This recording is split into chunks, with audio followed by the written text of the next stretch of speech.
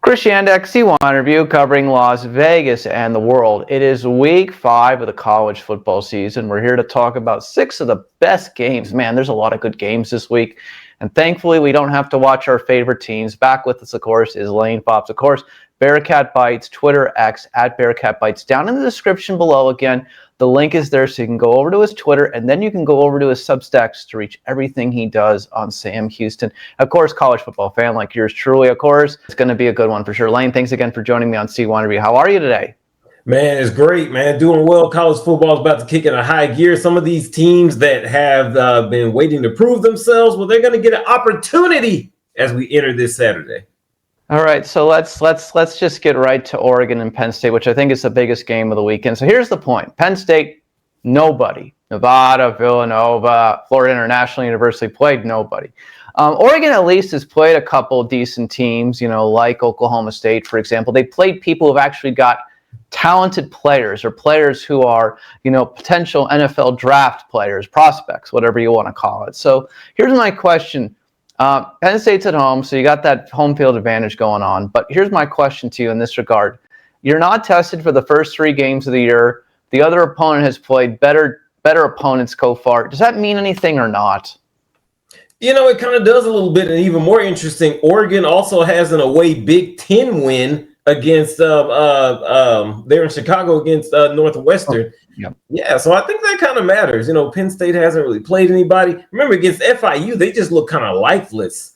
I'm actually going to Oregon. Yeah, I had Phil Steele on, College Football Expert, longest college football preview magazine. Love Phil, had him on for 20 years, and he's picking Penn State to win the national title. And they can still see the loser of this game. They're not out of the college football playoff, and they can still win the national title. It will be a great game, though, I think, and I could absolutely see either team winning. And I think, based on your perspective, before we move along, Oregon, better opponents so far. Penn State hasn't played anybody yet. How are you really going to fare now when you go from the bottom of the Division I teams playing Nevada and FIU and Villanova at the bottom to then having to play the top 10? It's again, you're in the fall, you're in September. If you don't look both ways before crossing the street, stuff can happen. Yeah, and again, like I said, not looking great against some of those lower level teams as well. The FIU game, they challenged it to 20-0 for the longest. So I that's another reason that I take Oregon in this game. I think they're just a little more talented. Dante Moore there, he's the quarterback. He's ready to really take off. I know Penn State thinks this is their year. Like you said, thanks to the playoff, this expansion, it very well still could be. I just don't think that it's tomorrow. And I mean, not tomorrow, but Saturday. And the questions about James Franklin will continue. Oh, I agree with that 100%. So, moving forward, I'm just going to make one proclamation, and if you're on the other side of me, I'll be shocked in this one. Ole Miss and LSU, I think it just comes down to this. LSU's offense has not looked great at all. It has not. And Florida's defense may be a top 5 defense, and Florida may be the first 2-win team in the history of college football to have the number 1 defense. But you don't get points by being on defense unless you get defensive touchdowns. LSU's offense did not look good against Clemson either. Ole Miss offense has looked phenomenal. It's at Ole Miss. I think Ole Miss, come on, too much offense. This may not even be close, no? Oh man, see, I'm gonna zag where you see it, Chris. I'm going with LSU, and here's why. I really think that if you're on the Nuss bus, Garrett Nussmeier, their quarterback, you really think he can do it, then this is a game that is his opportunity because the secondary for Ole Miss they're good but not great. So Florida, pretty good defense. Everyone keeps telling me Clemson, they've got all these number 1 NFL draft picks. So some of that you got to chalk it up to that. I don't know how many number 1 draft picks are on this Ole Miss defense. So because of that, maybe not the run game, maybe that does or doesn't get going. But I will take LSU.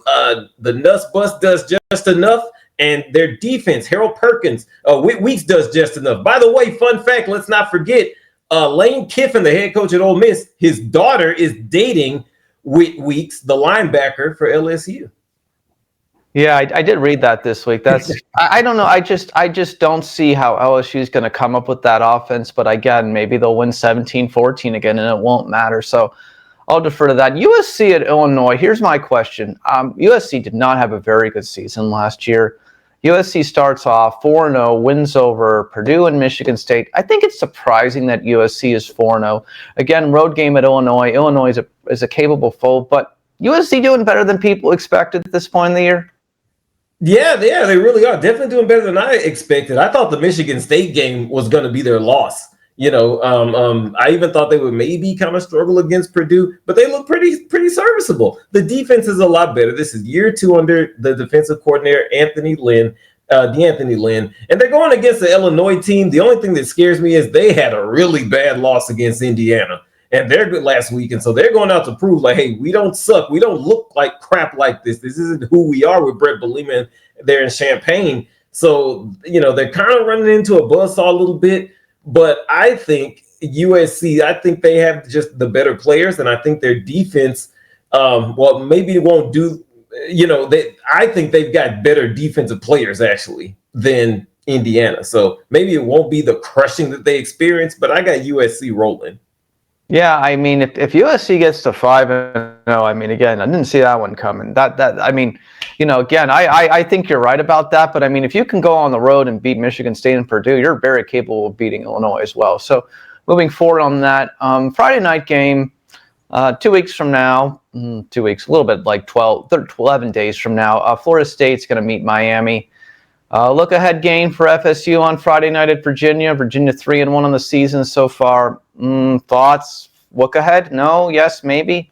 You always got to not avoid, but be leery of those Friday night ACC conference games. Clemson a few years ago with Kelly Bryant went into there against Syracuse in the Dome and lost. So this could be kind of that situation. And Virginia's very scrappy. They got Chandler Morris, the quarterback, from North Texas by way of TCU, by way of Oklahoma. But I think that Florida State, they've just got more capable players. The weakness for Virginia is their defense. Surprise, surprise. They've got an offensive guy as their head coach.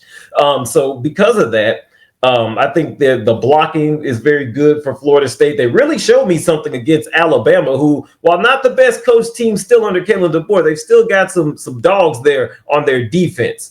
So that tells me that Florida State's got some guys. I think that they'll protect Tommy C, their Boston College transfer quarterback, and they will win, but it'll be a little closer than the Seminoles might want, which makes you a little happy, I'm sure. Well, the reality of what it comes down to is that all I can say to you on that front is that, you know what? It is what it is. Football is cyclical. That's what I'll say to that. And you know what? Here's the thing. Again, pre-BCS, even BCS with 4 teams get into the BCS semifinals. Okay, fine. This game means something. But Florida State can lose this game, get in the college football playoffs, still win the national title. This kind of game would have more meaning in the older system. Yeah, it definitely would have. I remember President Obama some years ago said, get 8 teams, put them in. Now, and I've always thought that was the optimal number because it allowed more of those teams that, hey, we should be in. Okay, you're going to get in, while also allowing what you said, making these games, these midweek or, weeknight games, quote unquote, much, much more impactful. So we do kind of lose that the more we expand it. So that's something sad to see. I won't lie. I agree with that 100% too. Let's move forward. Speaking of Alabama, Alabama at Georgia, my opinion, simple as this. Alabama not the same since they don't have Nick Saban anymore. Georgia not the same Georgia the last couple of years.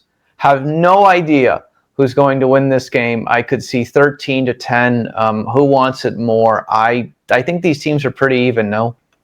Georgia really kind of showed me something against Tennessee. They showed me that, wow, they can win a track meet and that they can kind of win it in the air. Gunnar Stockton, I always felt like, when I saw him in that playoff game, this guy's probably better than Carson Beck. He just doesn't have as much experience. And you kind of saw that in their first away game. But they've had a chance to work out the kinks. And they've, in a way that, Alabama hasn't. They had a chance against Florida State, but they just look terrible. Here come the easy wins. This game is on the road. This is against Kalen DeBoer, and I think the Alabama fans are going to be upset.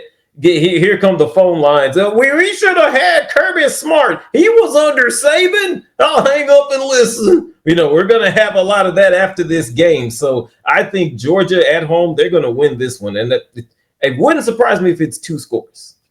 Okay, well, we'll see about that. Finally, easy one in my opinion, Auburn at TAMU. As I told you, Oklahoma would win last week, and they did. Now Auburn has to go to TAMU. I think that's just such a hard stretch in the last 2 weeks. TAMU for the win. Why are we even talking about Auburn here? No? It's A&M. And so you never really know. That's the thing.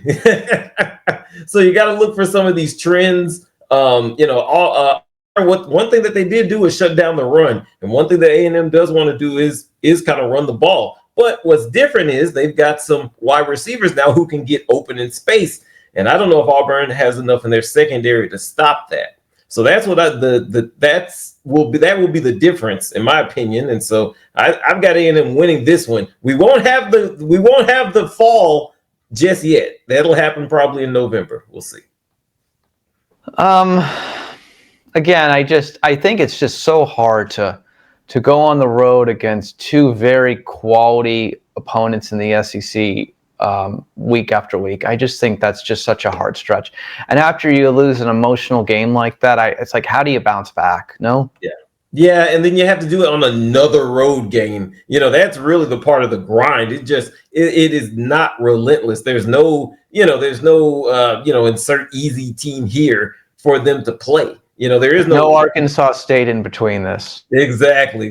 No Oregon State, no Mike Gundy's Oklahoma State, none of this, nobody. It's just one after the other. So, and I think that kind of factors into Saturday as well for what will be an Aggie win. Yeah, I agree with you 100%. Lane, thanks so much as always for joining us on See On Every. Before we go, of course, tell everybody where they can find you. It's all right there. Bearkat Bites on Twitter. You can go on the newsletter at Bearkat Bites. It's weekly, the only independent media outlet covering Sam Houston football year around. And all the other cool small schools as well. Yes, we do. If college football is out there, I go and cover it. I go and write it. There's only 12 opportunities. It's great to get around the people. It's the characters that count, and I love this every week. Hopefully we'll be seeing you in New Mexico in a couple of weeks. I think that Sam Houston can win that game, no? Oh, yeah, they definitely can. We're going to talk to the coaches tomorrow on a Thursday, so I really think that this is a big drop from the first 4 teams they've been facing, who are combined 14-3, by the way. So I see it as a win. We'll see. We'll talk about it next week. Lane, as always, thanks for joining us on See You On Every. We appreciate it. Anytime, Chris. All college football is good college football. Better believe that.